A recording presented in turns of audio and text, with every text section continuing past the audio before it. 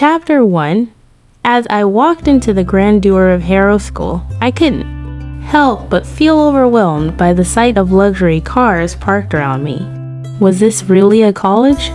The opulence surrounding me was a stark contrast to my humble American background.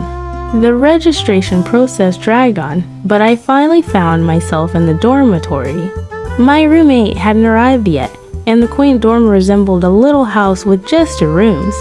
Taking a deep breath, I unpacked my belongings and diligently tidied up the space. It was time to head out and select my classes, navigating the elite education system this private university offered. This place was a magnet for aristocratic families from across Europe, and I couldn't help but feel like a fish out of water. I mean, who would have thought that I, an ordinary American girl, would end up here? It all started 3 months ago when my grandmother, who lived in England, passed away, leaving me with a significant inheritance. With the tuition fee swallowing a substantial chunk of that money, I was left with barely enough to cover my living expenses. But my grandmother's will specifically directed me to attend Harrow School, so I applied half-heartedly, thinking it was worth a shot. Surprisingly, I got accepted.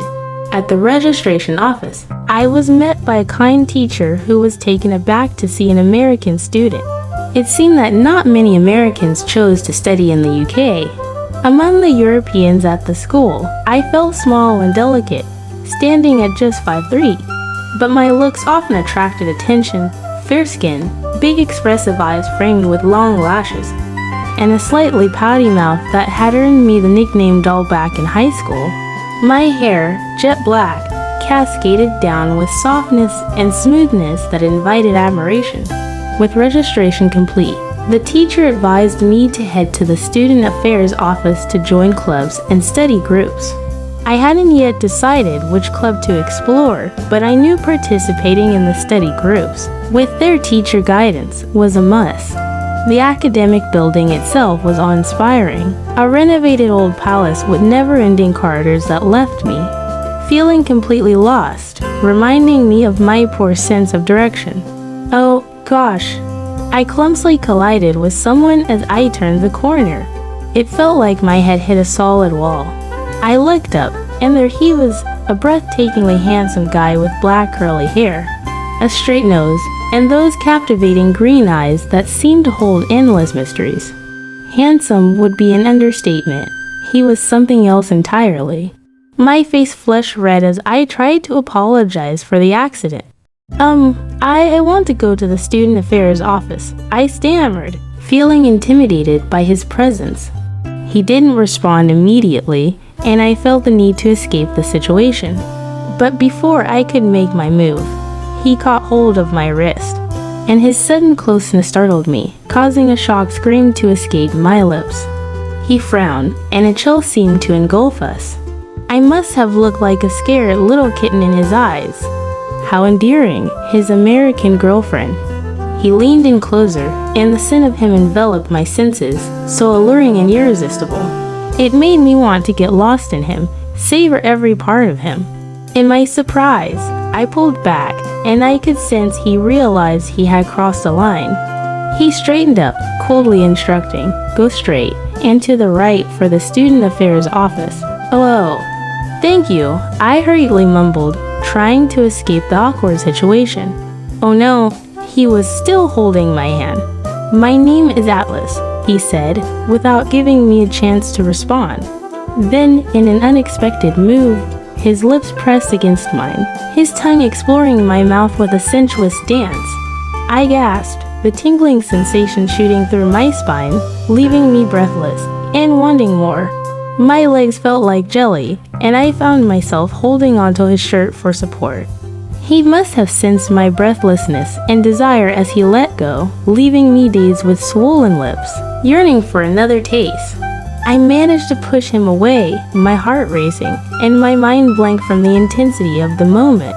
Atlas found my startled expression adorable and leaned in, his lips hovering close to my ear, teasing my delicate earlobe. A shiver ran down my spine as he whispered, "Darling, remember my name. We will meet again." With that enigmatic remark, he released me and walked away, leaving me frozen in place, frustrated with myself for not reacting sooner. As I gathered my belongings, his comment about having an American girlfriend lingered in my mind, causing an inexplicable pain in my heart. I couldn't quite fathom why it bothered me so much, but the encounter with Atlas had already left an indelible mark on my thoughts and emotions. Chapter 2.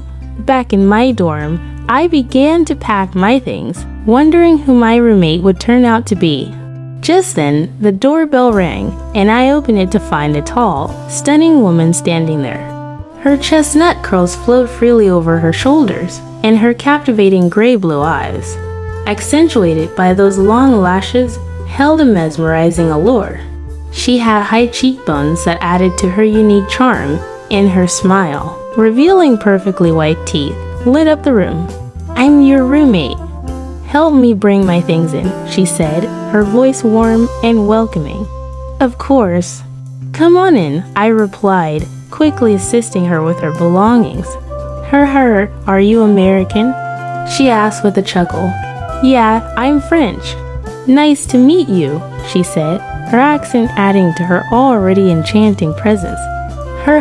We'll be living together from now on.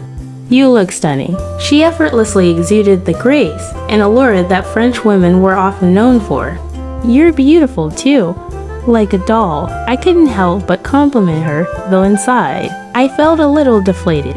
It seemed like everywhere I turned, there were tall, beautiful women, and I couldn't help but feel like I was merely a doll in comparison. Phelan's warmth quickly eased any discomfort, and we soon felt comfortable with each other. As I continued unpacking, the phone rang. "It's for you," I told her, handing her the receiver. Taking the call, a gentle female voice informed me that the principal wanted to meet me in his office at 6 o'clock. I immediately grew nervous. Did I make a mistake? Was there some issue with my admission? The principal's office was located on the top floor of the teaching building. I pushed open the heavy wooden door and found myself in a well-lit room. An elderly gentleman with gray hair sat behind an intricately carved wooden desk, studying student records. "Hello, I'm Lily," I introduced myself, trying to appear composed. The principal seemed kind and gentle, but his gaze was sharp, hinting at the wisdom of his years. I could imagine that he must have been quite the handsome man in his youth. "I know your grandma. We've been old friends," he said, and a sense of surprise washed over me. "Oh, so my admission was because of that?" I asked, feeling a mix of curiosity and uncertainty. Of course not. Why would you think that?" He reassured me with a smile. "You look as beautiful as I did when I was young," the principal mentioned, almost as if reminiscing about the past. He paused for a moment, lost in thoughts that only he could understand. "Are you adjusting well to the new environment? Have you met your roommate?" As I returned home, I excitedly shared my conversation with the principal with Phelan, who smiled and understood the situation well. "The principal is just trying to protect you. With your innocent appearance, you definitely attract some wolves." "Haha," she playfully remarked. I was taken aback, not entirely sure what she meant by wolves. Feeling uncomfortable under the scrutinizing gazes at the event, I mechanically followed the principal around, watching him engage with the guests. My cheeks began to ache from the constant smiling. Seizing a moment when the principal was engrossed in conversation with some professors, I swiftly made my escape to a nearby lounge. Sinking onto the couch, I gratefully took off my shoes and massaged my sore feet. My plan was to find Phelan soon and then head home as quickly as possible. Suddenly, I heard the door closing behind me, and as I turned around, I was met with a teasing gaze, a look that resembled a leopard eyeing its prey. "Well, we meet again," the man's voice resounded, filled with an indescribable elegance. Hello," I managed to respond, feeling a bit flustered by his presence. "I still don't know your name, darling." The tall figure approached me a little closer. My instinct was to leave the narrow room immediately, but before I could make a move, he pulled me towards him. and I found myself falling onto the sofa right into Atlas's arms. "Are you trying to tempt me?" Atlas chuckled softly, his breath brushing against my ear, causing a shiver to run down my spine. Sensing my trembling, Atlas seemed to intensify his actions, gently licking my small earlobe, and I couldn't help but let out low breaths. Apparently, my ears were quite sensitive, a newfound discovery that Atlas seemed to delight in. The room filled with an ambiguous atmosphere that made me nervous, and despite my efforts to escape, I found myself unable to break free from Atlas's embrace. "Let go of me, I'm not that kind of girl," I asserted, my heart pounding in my chest. Atlas questioned, his lips gently kissing my fair neck, and the scent of me seemed to arouse something within him. Suddenly, he couldn't resist and took my small earlobe into his mouth, caressing it with desire. The tingling sensation that shot through me made my mind go blank, and I couldn't help but let out an involuntary moan. I knew she must be tired because of my recent emotional roller coaster with Atlas. I tried to hide the hickeys on my neck, feeling embarrassed, but Phelan noticed them anyway, teasing me playfully. Yet, there was a part of me that still cared enough not to hurt him, even if he hurt me. As we exchanged words, I realized the depth of my conflicting emotions. He had once suffocated me with his love, but now it was his presence that suffocated me with hate. My heart was twisted, torn between anger and the unwillingness to cause harm. And then, I saw him with Atlas, the man I had feelings for, wrapped up in a conversation with Phelan. My heart wavered, not knowing how to react. Phelan looked disheveled and desperate, pouring her heart out to him. I stood there, feeling like an intruder, as my emotions shattered inside me like broken glass. Unable to face them, I ran away, my mind filled with confusion and pain. I was freezing outside, my heart aching, until Bahadur found me and offered comfort. He took me to his place, providing warmth and a listening ear. I poured my heart out to him, finding solace in his understanding. Life moved forward, and I focused on my growth, cherishing the friendship I had with Bahadur. Although I still thought of Atlas from time to time, the intense feelings faded, and I appreciated the lessons learned from this journey. As my heart mended, I found peace within myself, ready to embrace the future with an open heart. I knew that the right person would come into my life when the time was right. I woke up to the sight of Atlas's peaceful sleeping face, his even breaths causing his long lashes to tremble slightly. He was such a good-looking man. Suddenly, an image of his mischievous smile flashed through my mind. I took a moment to survey the room. A black, spacious bed. I couldn't help but think it was extravagant for just one person. The scattered clothes on the floor, all the while keeping an eye on him. Please don't wake up. I had no idea how I should treat Atlas, so running away seemed like the best option for now. The sky was just beginning to brighten, and there were already people jogging on campus. Atlas's dormitory, which was a standalone building, was situated in the middle of the school, requiring me to cross a garden from my own apartment back home. I opened the door cautiously, afraid of waking Phelan up, and prepared to slip into my bedroom. "Hey, child, not coming home last night?" "Oh, why are you awake so early?" I muttered quietly, puzzled because Phelan usually slept until noon. "Insomnia, it's so tortuous. Want some coffee?" No wonder Phelan had looked exhausted these past few days. I scolded myself internally. I should have noticed. After all, we're friends. It's all that man's fault. "Hey, what's on your neck? Are those hickeys?" Phelan exclaimed in surprise. "No, it's not," I nervously replied, feeling my face turn red immediately. "Haha, my dear, I didn't know you were so bold. Who's the lucky wealthy fellow who picked you? Do we have classes today? Let's have lunch together." I changed the subject. "Okay, Lily, you're the best. Food really can win hearts. HMM, I don't have classes today. I'll go to the supermarket in the city and buy some things to cook." Hurry up and change your clothes. You're going to be late. Phelan went inside to change, and I started to clean the living room. Oh, Lily, after you left yesterday, a handsome Oriental man showed up at the dance. Oh, is he American? There were very few Americans in this school, especially male students. So I was quite surprised. I'm not sure, but he's probably a transfer student. He seems quite influential, seeing as Professor Lauren introduced him to several people.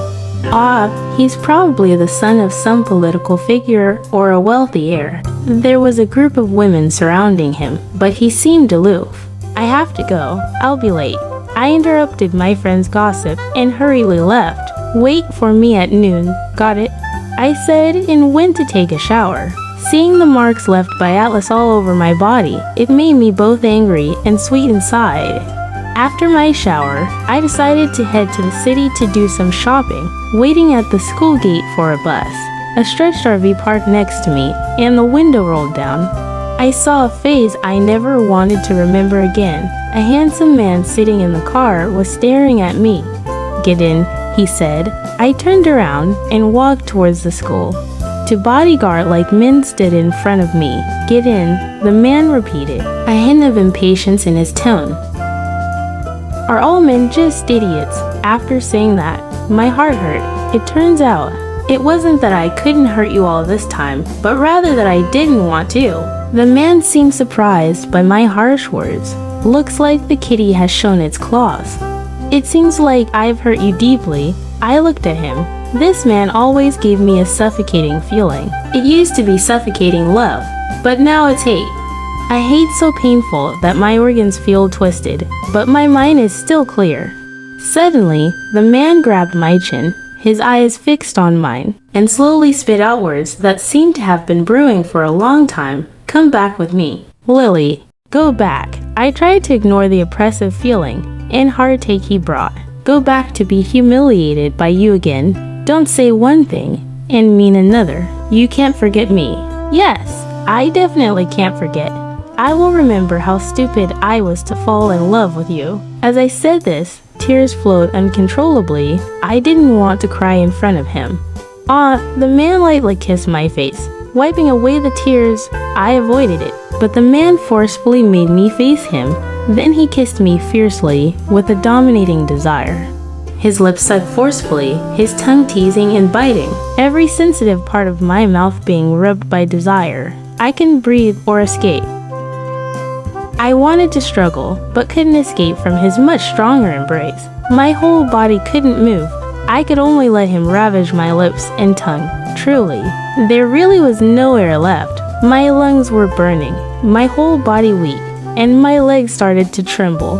After the man finally released me, I took in a deep breath, gasping for much needed air. The influx of oxygen rushed into my parched lungs, causing me to cough uncontrollably, tears streaming down my face.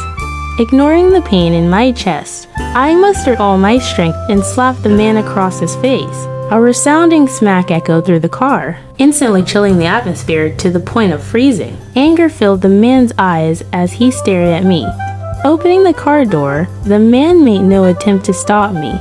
With my back turned to him, I clenched my fists and used every ounce of energy to say, Tony, I will never be yours. I hate you, and I wish you were dead. I had no idea how I managed to make my way back home. My mind was a chaotic mess.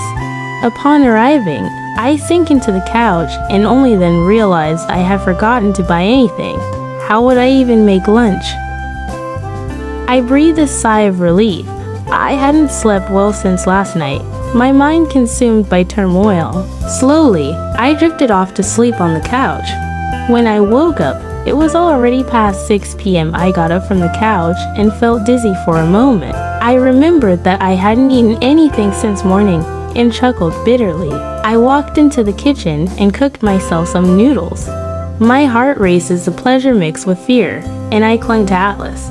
Feeling both vulnerable and aroused, he began moving, thrusting inside me with a rhythm that sent waves of pleasure through my body.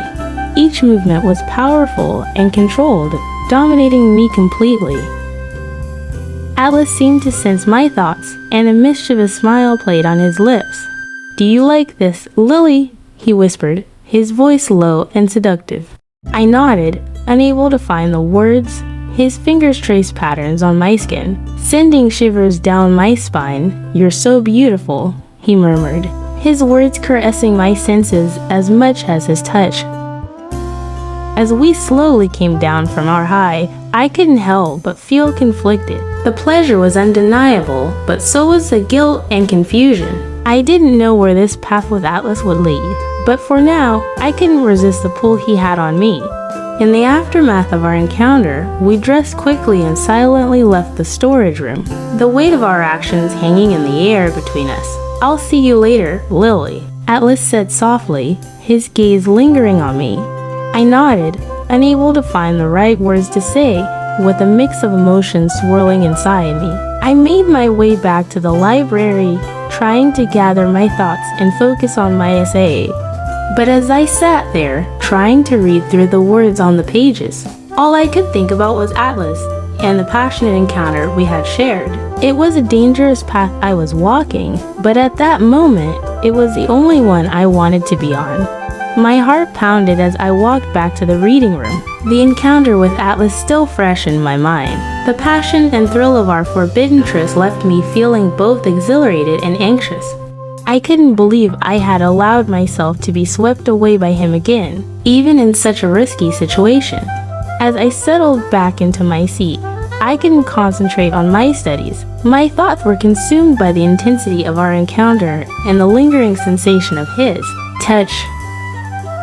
As the day passed, I did my best to focus on my essay and distract myself from the tumult of emotions swirling inside me, but the memories of our encounter kept intruding into my thoughts, making it difficult to concentrate.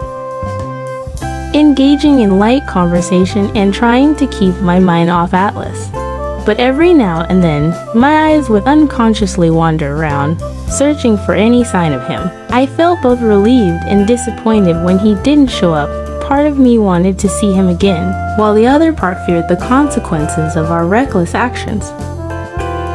Lost in my thoughts, I didn't notice the two people approaching me until they were standing right in front of me. "Hey, Lily, right?" one of them said with a sly grin. I recognized them as the students I had seen in the hallway earlier, the ones who witnessed my encounter with Atlas. My heart sank as I realized they must have recognized me from the intimate situation they stumbled upon. Yes, that's me," I replied nervously. "We saw you earlier, you know," the other one said, a mischievous glint in his eyes. My face turned crimson, and I felt a mix of embarrassment and shame. I didn't know how to respond to their teasing, and I desperately wanted to escape the situation. "Look, it's none of your business, okay? Just forget about it," I said, trying to sound firm despite my trembling voice. They exchanged amused glances, clearly enjoying my discomfort. That my involvement with Atlas would lead to more complications and heartache. Atlas's face softened, his eyes glistening with unshed tears. "I didn't plan for it to turn out this way, Phelan. I never wanted to hurt you, but I can't deny my feelings for her. It's complicated, and I wish I could make it right." Phelan shook her head, wiping away her tears. "You never considered my feelings. It was always about what you wanted, what you desired, and now you're with her, just like that." "I'm sorry, Phelan," Atlas said, his voice full of regret. "I didn't mean for things to end up like this. But I can't change how I feel." My heart pounded in my chest, overwhelmed by a mix of emotions. I had been so infatuated with Atlas, believing that he was the one, only to realize that I was just one of many in his life. I felt foolish and used, but I also couldn't deny the feelings that still lingered for him. As I continued to watch the emotional exchange between Phelan and Atlas, I felt a tug on my sleeve. Startled, I turned to see the girl I had accidentally bumped into earlier. She had my essay in her hand, and her expression seemed hesitant. I think you dropped this," she said, offering the paper to me. I took the essay from her, feeling a mixture of gratitude and unease. "Thank you. I overheard your conversation just now," she said softly. I'm sorry if I shouldn't have listened, but I couldn't help but overhear. Are you okay? I forced a smile, trying to hide the turmoil inside me. I'll be fine. It's just a lot to process. The girl nodded sympathetically. I can imagine. If you ever need someone to talk to, I'm here. I thanked her again, feeling grateful for her kindness. As she walked away, I turned my attention back to Phelan and Atlas, who were still deep in conversation. My heart felt heavy as I realized that I had to confront the truth of our situation. Chapter 6. When I wake up in the morning, I open my eyes and find that the little lump on my chest is still there. I suddenly feel a sense of happiness. Bahadur kisses me and realizes that I am burning up. It's not normal sleepiness. It's more like being unconscious. Lily, wake up, he says. I feel pain all over my body, and my head feels heavy. My consciousness is hazy, but I hear Bahadur calling me. I want to respond, but I don't have any strength. I can only make a weak sound of agreement. Bahadur sighs. He's never had experience taking care of someone before, but he puts on his clothes and picks up the phone by the bed. Blue, bring some cold medicine over, please. No need for a doctor. After a while, the doorbell rings. Bahadur lazily leans on the door as a well-dressed woman delivers various cold medicines. Young master, it's better to call a doctor if you're sick, she advises. It's not for me. You can leave now. Oh, and please help me cancel all the social events this week. Thank you, Blue. I don't want to, I reply, turning over to continue sleeping. I'm acting like a sulking child. Bahadur surprises himself with his own patience. He sits by the edge of the bed and holds me in his arms. He speaks to me in a tender voice, saying, "Be good and take your medicine before going back to sleep." He feeds me the medicine and kisses me gently on the lips, slowly pouring water into my mouth. Only after he sees me swallow the medicine does he reluctantly let me go. When I wake up, it's already afternoon, and the medicine has started to take effect. I feel much more relaxed. I open my eyes and instinctively look for Bahadur, but I realize I'm the only one in the bedroom. He's probably still at school. I can't help but feel disappointed. I lie in bed, and my mind uncontrollably goes back to Atlas. My heart aches. I close my eyes, and the image of Atlas and Phelan kissing haunts me like a nightmare. Suddenly, I hear the sound of keys opening the door. I feel a sense of relief. Being with Bahadur seems to make it easy for me to forget about Atlas, even though I feel selfish for thinking that way. But there's an unexplainable dependency on Bahadur. The man comes back and goes straight to the bedroom. Awake, let's eat something, he says.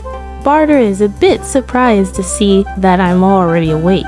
Carrying takeout food in his hands, he walks into the bedroom. He suddenly feels annoyed at himself for being so concerned about me, and his tone turns a bit cold.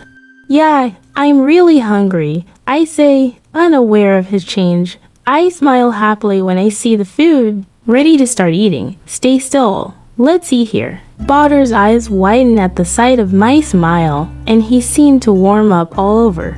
Awkwardly disguising his expression, he turned his back to me, took off his coat, and sat on the edge of the bed. I remained stand, feeling the subtle tension between us, as if we were an established couple who had been together for a long time. Bahadur was undeniably handsome. Even the way he ate was sexy. His whole body reclined on the bed, resembling an elegant leopard.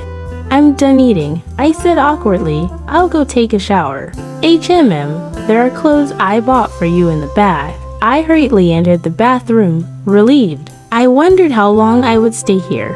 Maybe I should go back tomorrow.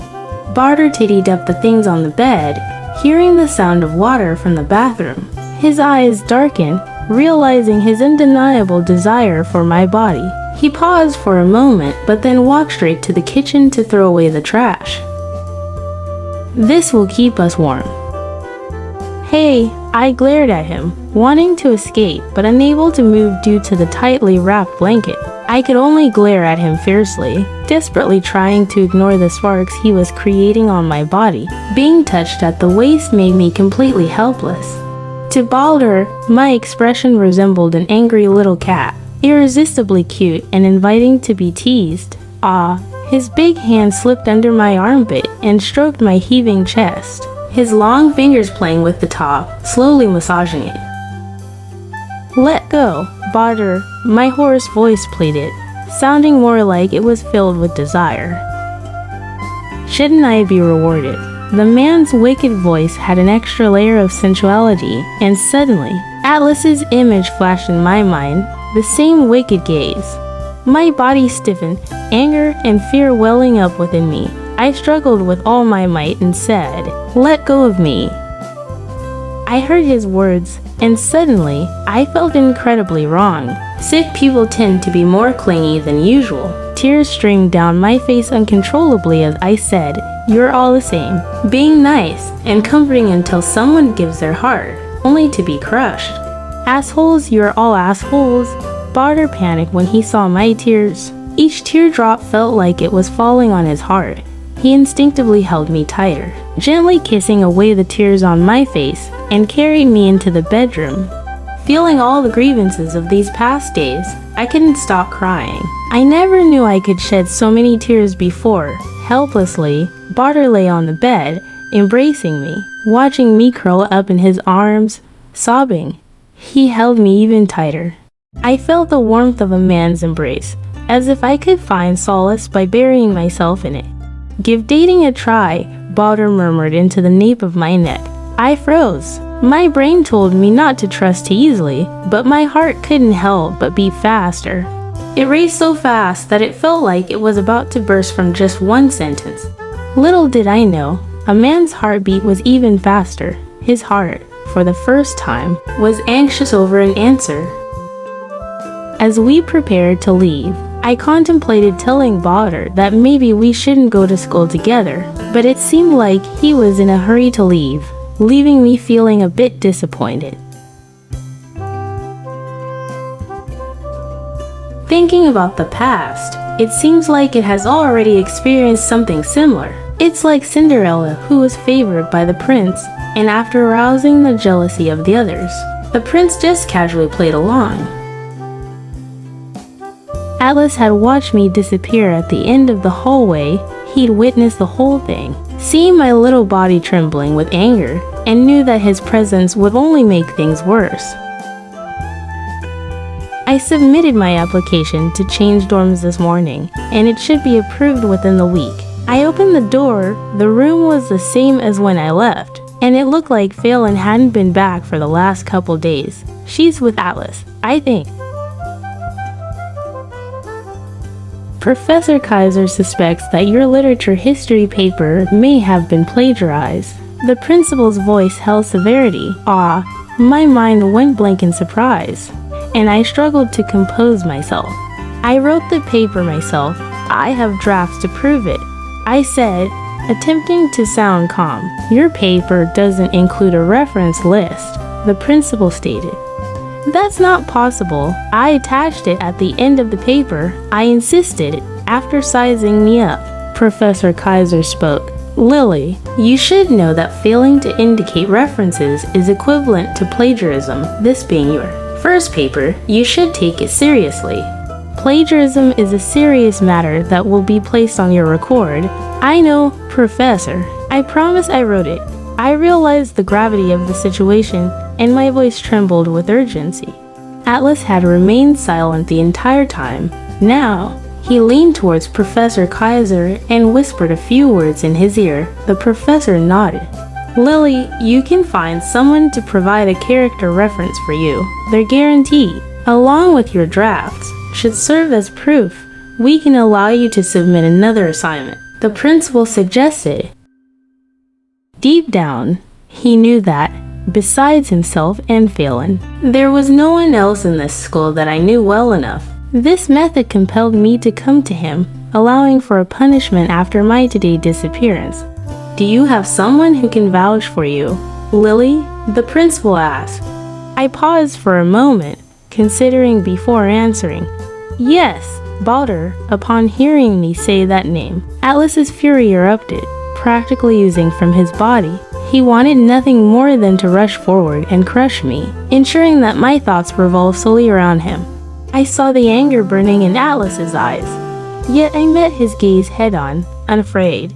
Leaving the office, I called Bahadur from the hallway to explain the situation. His voice exuded surprise, bringing a sense of relief to my heavy heart.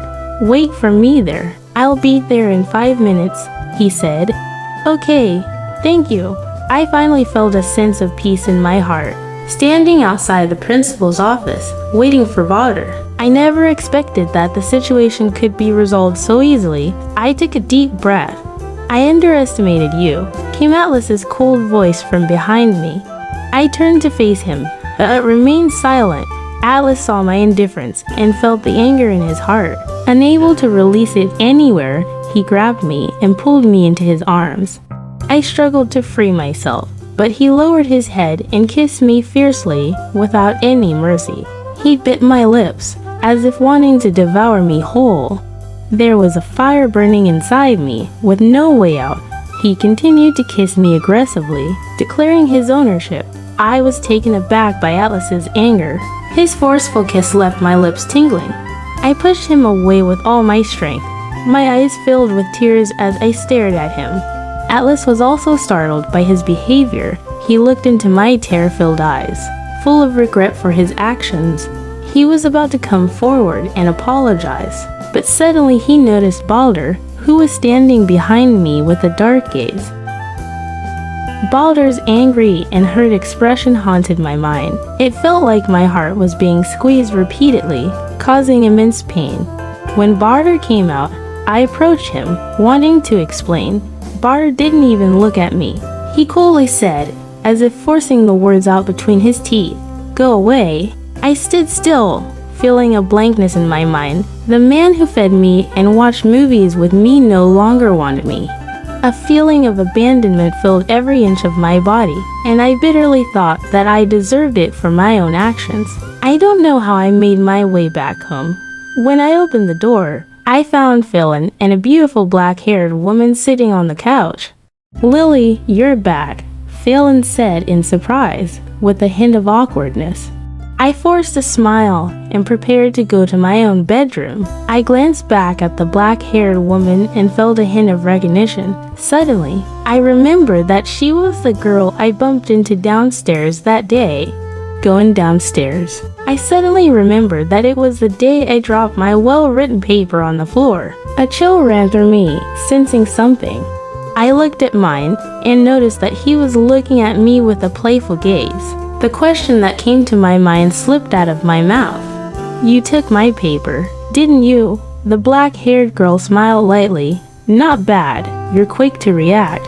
Phelan didn't understand what the two of them were talking about. She just felt that I was glaring at them as if I was about to charge forward. "What are you guys talking about?" Phelan asked. "Nothing, just teaching someone a lesson for being too arrogant." He provocatively looked at me. I burst into a soft laughter. I was being too presumptuous. But what about you? Who do you think you are? Just because you're rich, you can trample on others, play with them, and then discard them. I looked at Phelan with determination and said, "Now, get out of my room, get out." Phelan was also startled by my appearance. She knew my stubborn nature and must have guessed that I had done something wrong. She tried to pacify me and sent me away. I never expected her to stand up against me. Mumbling a few words, she was sent off by Phelan. "Lily, I'm sorry. I don't know what Phelan did, but she's my friend. I apologize on her behalf." Atlas said, "It's okay. It's all in the past," I replied. At this moment, all these things felt insignificant to me. A deep sense of self-disgust enveloped me. I turned and entered my room, mechanically packing my belongings. I couldn't bear to stay here any longer. As the sky gradually darkened, I put my hands in my pockets to warm them up, and there, I found a hard object. I took it out and saw that it was the key Bahadur had left for me in the morning.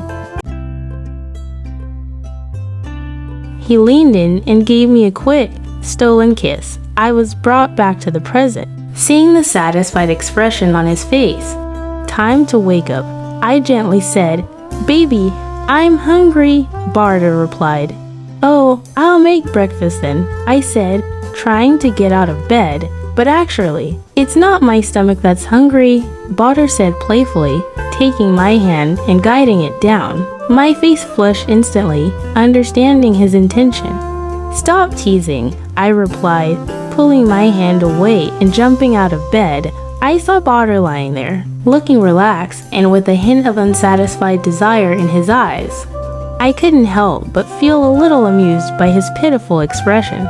Ignoring him, I went into the bathroom to shower. Even though we had agreed to be in a relationship when we moved in together, we hadn't taken that intimate step yet. Bahadur had promised to wait until I was ready, never pressuring me. But sometimes, he would act all pitiful and try to soften my heart. He responded, continuing to nuzzle and lightly nibble on my ear. He knew exactly how sensitive I was there, and he couldn't resist teasing me with his tongue. I want to taste you, he whispered mischievously. Around noon, Bahadur closed his laptop and noticed me watering the potted plants. He approached with a content expression, not wanting to disturb my peaceful moment. Shall we go out for lunch? We don't have much food left at home, I suggested, interrupting his daydreaming. Sure, and after that, we can go shopping, he replied, with a playful glint in his eyes. We then headed to the supermarket, shopping for ingredients. I wanted Bahadur to taste my cooking skills. Carrying our big bags, we made our way to the parking lot. Bahadur, being the gentleman he was, took my bag from my hand and placed it in the trunk of the car. Just then, a tall and glamorous woman stepped out of the car parked next to us. Bahadur, you actually go grocery shopping, she exclaimed, seemingly surprised.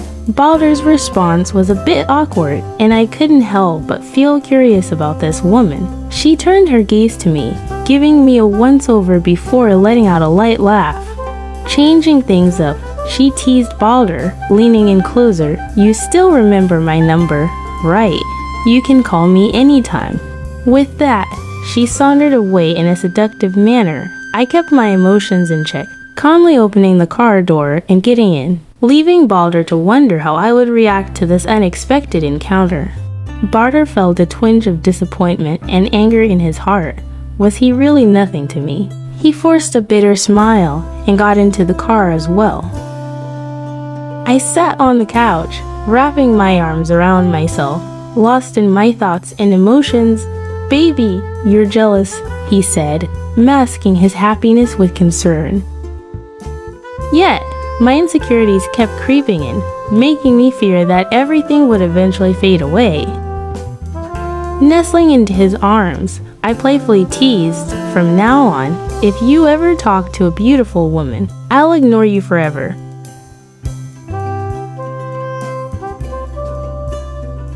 Bahadur sucked on my earlobe while his large hand caressed my perky breast, skillfully teasing my swollen clitoris. I became lost in the pleasure he was bringing me, instinctively arching my chest to allow him to fully appease me. I knew he was deliberately teasing me, so I raised my long legs and wrapped them around Bahadur's waist, using my own softness to slowly rub against his throbbing desire. Let's see how long you can hold on. Bahadur's throat tightened instantly, and his desire surged even more fiercely in his lower abdomen. You little temptress, he murmured, thrusting forcefully into the depths of my being. The sudden rush of sensation made me gasp, and my vagina tightened in response. Bahadur felt himself enveloped by tightness, as though countless mouths were sucking him in. And the intense pleasure urged him to move vigorously, each thrust reaching the deepest depths. The room instantly became saturated with the scent of desire. No more. I began to sob under Bahadur's intense thrusts. Losing count of the number of climaxes, I felt trapped, unable to escape these relentless waves of pleasure, unable to resist. Hovering over me, Bahadur gently kissed my back, not withdrawing his desire. He held me and turned us over, making me sit on top of him, our bodies moving in sync, creating friction. I felt the man's desire hardening once again. Bahadur's eyes darkened, and he extended his tongue, continuously licking the cleavage with desire. I already felt too tired to move my body, trying to avoid him. No more, I'm tired. I hate it. You hate me. Huh? Bahadur squinted his eyes, his low voice exuding danger, his hand immediately reaching towards the juncture of our bodies. His hand unexpectedly reached the small bud in front of the opening and lightly caressed and scraped it. The previous love-making had made my body extremely sensitive. Bahadur immediately felt the trembling of his precious one. It's so tight. Do you still hate it? His fingers, however, did not stop. I was being ravaged by his spinning fingers, nearing madness. Lightning-like sensations continually brushed across my brain. Please, stop, with more and more sweet fluids. The desire buried inside my flower began to stir, searching for my sensitive points. The slow pace now felt like torture. My eyes became hazy due to desire, gazing at Bahadur in confusion. Do you still hate me? Baby. Men are so petty. Even now he wanted to take advantage. The hard desire brushed against a certain spot on my inner walls, creating a powerful thrill that made my knees tremble. I was a little scared, but couldn't resist rubbing against that spot again. I couldn't stop screaming. The wicked pleasure was so intense that it blurred my consciousness. My body automatically sought the pleasure, harmonizing with Bahadur, accompanied by his low moans in my ear. I felt a moment of blankness before everything faded into darkness. The night had only just begun. Chapter 9. I woke up in the morning feeling sore all over, as if my body was about to fall apart. We had gone on until midnight last night, and in a daze, Bahadur carried me. Hello, he answered, hearing a female voice on the other end. Oh, which hospital? All right, I'll be there in a while. He hung up the phone and moved closer to nuzzle my neck, still not wanting to get out of bed. Are you going out? I asked. Yes, but I really want to stay in bed with you. Baby, he said, starting to kiss my sensitive collarbone. I immediately moved away, having learned my lesson from last night about the dangers of men. Phelan accidentally fell down the stairs and twisted her ankle, he explained. Oh, then I'll come too. Bahadur replied, his voice tinged with reluctance. I'll bring some stew for her, I said, busy getting out of bed. I didn't notice the faint hint of displeasure on Bahadur's face. I busied myself in the kitchen while Bahadur changed his clothes and leaned against the kitchen door, waiting for me to pack the food. The stew didn't have enough time to cook, so I only made some of my favorite dishes. I informed him. What's wrong? I asked, my voice soft and soothing, which seemed to put Bahadur at ease. It's nothing. Atlas might be here, he confessed. Oh, I said with the tightness in my chest, forcing a smile. I know. He's Phelan's boyfriend. Of course he'll be here, but the thought still made my heart ache. Bahadur felt a surge of irritation, knowing that Atlas insisted on being here. His frustration built up inside him, and without saying a word, he turned around with a black expression and walked into the ward. I didn't understand why he was angry, but I followed him into the room. The ward was decorated warmly, and Phelan was lying in bed alone. With her foot wrapped in bandages, she looked happy to see us. Why are you both here? Phelan asked cheerfully, enjoying the food I brought. Bahadur still hadn't answered, so I rushed to speak. We bumped into each other at the entrance. Seeing the man's cold face, I couldn't help but speak more softly. Oh, Atlas went to buy breakfast for me. He should be back soon, Phelan said, looking at me a little embarrassed. Bahadur grunted and didn't say anything. Even Phelan could sense that something was off with him today, as if he was holding in a lot of anger. Atlas stood at the hospital entrance holding coffee, looking like he was waiting for someone. His tall and handsome appearance caught the attention of quite a few passing girls, and maybe even imprisoned me so that my future would only include him. As the coffee grew cold, Atlas's expression became increasingly worse. What was I doing? Can we eat these things according to the doctor? Atlas asked coldly, his eyes fixed on me. His reproachful tone startled me. Every time I saw him, I felt nervous for no reason. His question made me even more nervous as I replied, I made sure everything was bland, so it should be fine. It's okay. My injury is just my foot. Phelan explained on the side.